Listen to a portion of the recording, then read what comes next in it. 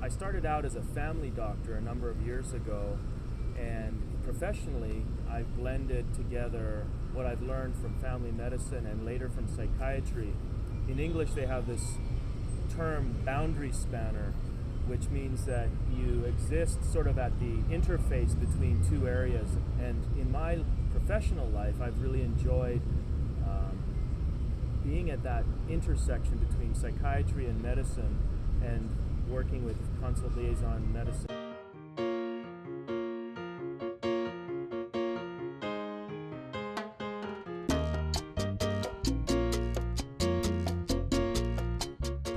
What you are teaching us about.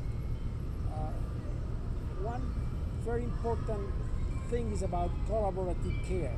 Can you explain to my colleagues, psychiatrists that were not able to come to this conference about what's collaborative care, what's the importance of it, and how it has been used? Collaborative care is it's essentially an approach that has been developed over about 15 or 20 years. And the reason it exists is recognizing that seeing one patient after another in a serial way to treat chronic conditions is not effective.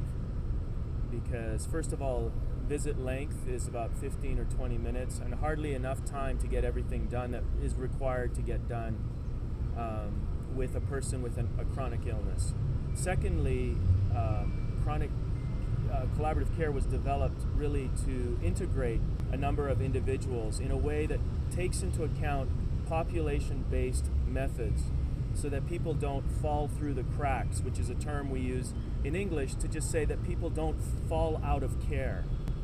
And so what collaborative care is really a way for engaging a patient in a healthcare system using a nurse or a social worker who can spend a lot more time than a busy doctor can, but where there's incredibly tight communication so that the individual gets the best care possible with the expertise of a specialist like a psychiatrist, for example.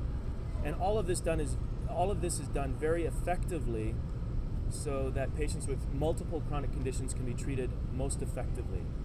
So you think it will be ethical and cost effective? In other words, if we put some money into this intervention in the first year, by the second year, we saved the healthcare system $500 per patient.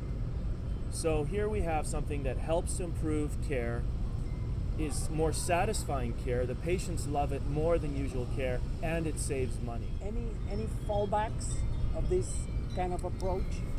Well, the only downside is that healthcare systems, whether it's here in Colombia or in the United States or anywhere that we've tried this, is that it takes time for healthcare systems to change.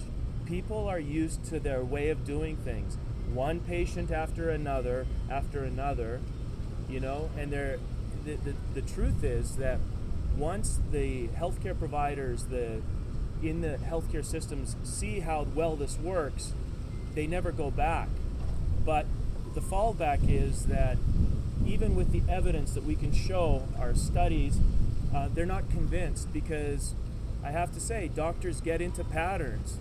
They're very busy and they have to be convinced. So that would be one of the fallbacks, is just the barrier to developing this is that often people don't realize the benefits to them.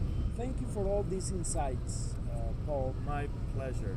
Because our health system needs a lot of input on new models that will be ethical and cost effective.